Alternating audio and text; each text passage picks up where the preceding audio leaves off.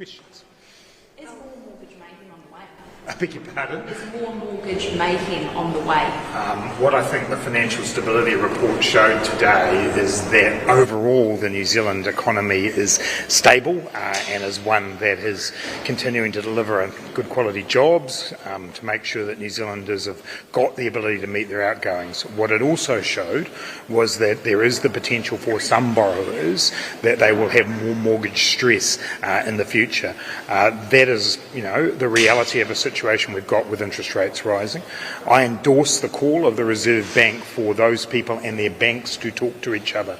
I mentioned it last week right here, that banks have a social licence, and part of that is making sure that they look after their customers when there are tough times. And so for the vast bulk of borrowers, the answer to your question is no. For some people, there may be an increase in stress. For many of those people, that will be manageable, but it will be tough for them. How worried are you about these negative equity numbers? Yeah, again, these are all about what might happen if things go particularly south over the course of the next year or so. Being in negative equity for a short period of time while you own a house is not uncommon. A house is an asset you hold for a long period of time. But obviously, for those people who borrowed in the last couple of years at very low interest rates, but borrowing very high amounts, as those interest rates rise, some pressure falls upon them. Again, I would say overall, New Zealand's financial system is stable, that for most households, they will get through this tough period. For others who are facing some of those issues, I encourage them to talk to their banks, and in turn, I encourage their banks to work with them carefully during this period. Do those forecasts about negative equity going up, do they concern you at all? Well, obviously for those households it will be very concerning. At a macro level, what the Financial Stability Report tells us is that New Zealand is well positioned to deal with what is a very challenging economic environment globally. For those individual households, they will need to work through with their banks and their own finances as to how they get through this period of time. But in terms of the overall country and the overall stability of our system, New Zealand is well placed. Make you reflect on those calls for a look at the monetary policy response to COVID-19. Obviously, if house prices had been up quite as high as they did, they wouldn't be falling quite so much as they are. Yeah, to answer the first part of your question, we've always said in any review of our COVID response, the economic response would be covered in it, and the bank itself, as you know, has been looking at its overall monetary policy work over the last few years. We do then come back to the 2020 hindsight. If we go back to March 2020, I defy you to find anybody who said interest rates would be at the level that they are now in 2 years' time from there. So, we can try and govern in hindsight, or we can govern in the period of time we were in, and I back the decisions that were made. I suppose just it might be good to get those, to use the dreadful word, learnings now rather than waiting for them. It's an ongoing process, and as I said, the Reserve Bank has been doing its own work, obviously, and with external support to look at that. The Select Committee has looked at it over time, and there will be a review. But we constantly learn as we go. Homeownership aside is still a pretty good picture for other Kiwis. Should they still be bracing for more pain? Look, what this does is point to a very clear picture that the global economy is slowing down, and we've been talking about that a lot. Our trading partners, some of them are looking towards recession. That will cause issues for New Zealand because we're an open trading economy and for people who live here. But think about the starting point that we've got. Today we have unemployment numbers at 3.3%. We have people in work. They are much better positioned to be able to deal with the global economic shocks than they would otherwise be. We have low levels of debt as a country. We still have goods that the world wants to buy from us. So yes, there are going to be challenging times for some households, some businesses. But as a country, we are as well positioned as anybody else is to get through this. It looks like there is a high likelihood.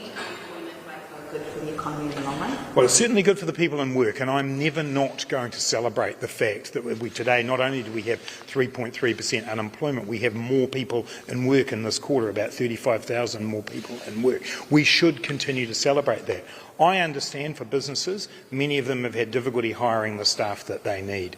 We've been working hard to make sure we train people up, give them the skills, and through immigration be able to address that. So I'm never going to stand here today and not celebrate having low unemployment. There's some The common solution, of course, to the cost of living crisis is tax cuts. We had that report out from the CTU showing that wealthier people get 10 times more than lower or middle income earners. Does that throw the policy out the door? Well, National's policy is uncosted, unfunded and unfair. And I actually don't think New Zealanders should trust National on tax. We don't, at this point in time, know exactly when they're going to be bringing these policies in. But what they look to me like are ones that will benefit the wealthiest New Zealanders, not those low and middle income New Zealanders who we've just been talking about. Criticism a little bit unfair because the CTU numbers are based on the here and now, what inflation is now, but National argue that they won't be releasing their entire policy before the election. So aren't you comparing apples with oranges? No, what I'm pointing to is a policy that is not, if we believe National, it's a policy that simply does not add up. They're not prepared to put the numbers out until, 1 month before the election? That is not good enough from New Zealand's point of view. And to be frank, you would never let me away with that. So what National are trying to do is say to New Zealanders, trust us. They cannot be trusted on tax. We've had different positions about when elements of the tax policy are going to be brought in. I think when I looked at the numbers that the CTU produced, they're simply looking at what would happen over a 3-year period if National brought their policy in. What would happen is that the wealthiest New Zealanders would benefit the most, while people on low incomes would get $2 a week. Is it fair to criticise them for waiting for the best and most accurate numbers before they actually put something out to the electorate? Every single election cycle, we all have to deal with the pre-election fiscal update, but it's pretty rare for a party to not put a policy out. I can tell you in opposition what I did. I put a policy out and then I updated the numbers when pre-food came out. National should do that So as well. That's what National should do to us. On the unemployment Pull numbers, more levers when it comes to immigration to try and get more skilled workers into the country. Look, we're constantly looking at the process that we put in place. Obviously, it's new. The immigration reset didn't start effectively until July this year, and so it's only really been going for a couple of months. But you'll be aware that we continually look at things like the green list to see what occupations are on there. We've reopened a number of visa categories for people to be able to apply. We've got record numbers of people coming in for working holiday visas. We've processed those. We're continuing to process the work visas. So we are trying to meet those needs. Clearly, we're coming from a standing start in terms of the border, but I believe those decisions were the right ones. some commentators have suggested that unemployment needs to rise for inflation to come down. What do you think of that? Yeah, again, look, it's a matter of fact that forecasters are saying that unemployment will rise. The budget actually had that forecast in it. I look at it a little bit differently. My job is to continue to support an economy where people have jobs, where there's security in that work, where they're paid well for that work, and where New Zealand's productivity rises.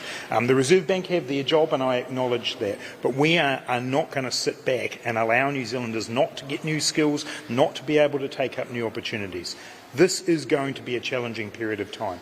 Most people are forecasting that unemployment will rise, but I still think it's the government's job to be able to support New Zealanders to stay and work. The question for me is are you hopeful, or will you try to keep unemployment, in the threes? Again, do you think it's possible to solve the inflation problem whilst retaining low unemployment? we're all looking around the world for a solution where we deal with inflation, but we're able to keep our economies operating where people stay and work, and where we get that balance in the economy. Most forecasters are predicting unemployment to rise. That is because we are in a period of time where the global economy is slowing severely. We have to do our level best to find that balanced solution when unemployment doesn't rise too much. We keep inflation down. That's the combined job of monetary and fiscal policy, and I think we can find that balance. Just on the serviceability of mortgages, how confident are you that people are going to be able to get through this by simply talking to their banks and coming up with agreements? I mean, banks don't exactly have the best track record on. Well, again, perhaps that's why the Reserve Bank and me over the course of the last week have said similar things about banks and their obligations to their customers, the social licence that they need to keep up. But equally, within the Financial Stability Report today, you also have the Reserve Bank talking about what people will do with their discretionary spending. And we all know in our own lives the people who are going to have to make sure that they just cut back a little bit on certain things.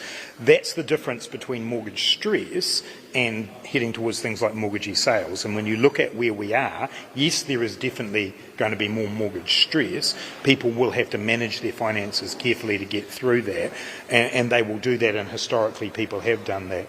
The point that I think both the Bank and Reserve Bank and myself are trying to make is, given where our retail banks are at the moment, they're in very solid positions. good profits, this is the time for them to reach the helping hand out to their customers. But do you think that's enough, just an obligation, just strong words from you? Well, I don't control the banks. Banks are private entities in our economy.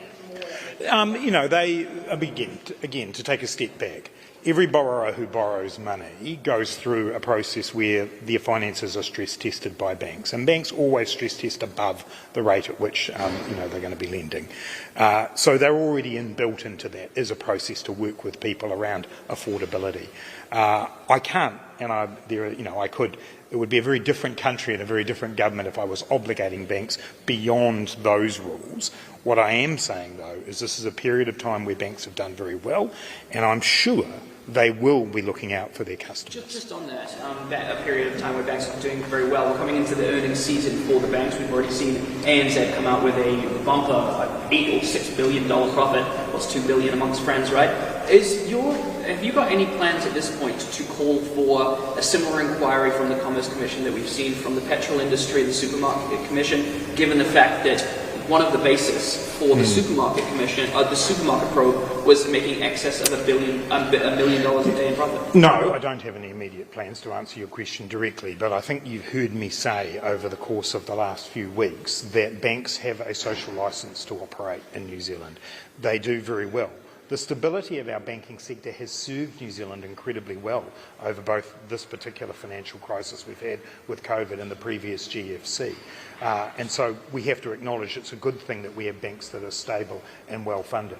In turn, they have jobs and obligations to their customers and to New Zealand as a whole. So that's the position I have at this point. On tax policy, is Labour looking to take a new policy next year's election based on the work that the land revenue's done, looking at the wealth and stuff? I think that information that Minister Parker's been looking at will be useful for everybody in terms of getting to the bottom of questions that often get asked about whether all New Zealanders are paying their fair share. In terms of Labour's tax policy, we literally haven't written that, so it's not that I'm not answering your question, we're still working our way through that. Report out today that suggests that the tax principles consultation might not actually happen for political reasons. Is it still the government's intention to publish that consultation? Look, we're still working our way through that. We have a very busy legislative program, but the work that Minister Parker's been doing around what are the underpinning principles of a fair tax system, I think, is important work, just as the work on high net wealth individuals is. Will see a consultation on that before the election? You'd need to talk to Mr Parker. And there are many commentators and forecasters are suggesting that there is a likelihood of a recession in the Northern Hemisphere this winter because of energy prices. If those headwinds made it down here, would you be ready to unveil a sort of muscular fiscal response to that, or do you feel like you've been politically burnt by what's happened with inflation post-COVID? Well, in answer to the second question, no. But in answer to the first part of the question, I mean, there is a really good lesson in there for not being as reliant as Europe is on oil and gas. You know, in New Zealand, renewable energy is such a significant part of our mix that we are not facing a similar energy crisis as to what they are in Europe. That is a very good thing. In terms of what it means for fiscal policy, though, you know my views on that. We've had to spend a significant amount of money to support New Zealanders through COVID. My view now is that we do need a balanced approach that has a level of fiscal consolidation while we continue to provide targeted support to those who need it the most. The last BPS next month. Do you have any intention to change the operating allowance even as the budget? All of that will be covered when we come to the BPS. It's the point of doing a half-yearly update aligned with the budget policy statement, so all of that can wait till December. Just back on unemployment, economists aren't just predicting the rise, they're saying it's necessary. At the same time, it was predicted that it would be one of the biggest risks to financial stability, a spike. So what kind of balancing act do you need to play? And it's not economists that are going to be losing their jobs here. No, so what will you protect? No, it won't. Look, and you've exactly articulated it. It is a balancing act. I mean, that's a financial stability report from the Reserve Bank saying exactly that about being a risk. Equally, the Reserve Bank has its monetary policy job. What we're all looking for here is the balanced spot, the sweet spot, where inflation does come down, but equally that doesn't have a significant impact on New Zealanders or on the economy. That is exactly what we strive for. The point that I'm making is that while we're being very careful with fiscal policy, equally I want to continue to both support New Zealanders to stay and work, but also to train and retrain. You know, we've had more than 200,000 New Zealanders get free apprenticeships and free targeted trade training. Thousands of people benefiting from mana and mahi. All of those programs are important, and all of those programs are things that the government will keep doing. You say in your press release that wages are outpacing inflation. Do you think Kiwis at home are really feeling better off though? Oh, look, New Zealanders know because they go to the supermarket or the petrol station or wherever that they're feeling those price increases. Those are the statistics that Statistics New Zealand put out today, and they do show that average hourly earnings are keeping up with inflation. But that won't stop people feeling when they go to places that prices are increasing, because they are. What that speaks to, though, is a strong and robust economy in New Zealand that continues to produce jobs and continues to give people decent pay. That's a good thing. Just a little change of tack here. As Deputy Prime Minister, do you believe that Pacific countries should be added to the visa waiver list? There's no plan for that change in policy at this stage. We continue to work closely with our Pacific neighbours around migration issues, both through things like the RSE scheme, but also the Pacific Access Quota, the Samoan Quota. And so we do, can have good and important relationships there. But the way in which visa applications are treated from those in Pacific countries are the same as they're treated from those in other countries. Well, I mean, we make decisions as a country, and we have historically, about how we manage the flow of people coming into our country. And while for some countries we can have visa waivers, for others we don't. We do that because we need to manage the flow of people that come into our country. The vast majority of people who apply for visitor visas from the Pacific get them granted. And all of the same criteria are applied whether you're applying from there or another country that requires a visa. We've had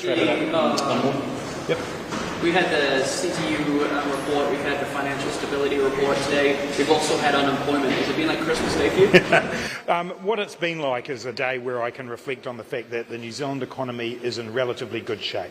I understand the pressures that households are facing, but at least New Zealand is facing them with 3.3% unemployment, a stable financial sector. When it comes to the CTU's report, I just repeat, the National Party have got an unfair, unfunded, uncosted policy, and I think New Zealanders should judge them on that, and actually they can't be trusted on tax because they can't even tell us how it's going to be implemented. Sorry, Minister, what's the government doing to keep Māori unemployment rate? Yeah, look, we've a significant number of programs that we've invested in to lower Māori unemployment, and that's programs like He Potama Rangatahi, like Mana and Mahi. We continue to have an aggressive program there. We have a Māori employment action plan that involves us working alongside iwi, alongside Māori business, and I actually think that declining Māori unemployment rate that we've seen over as a trend over the time we've been in government is something to be proud of. Thank you.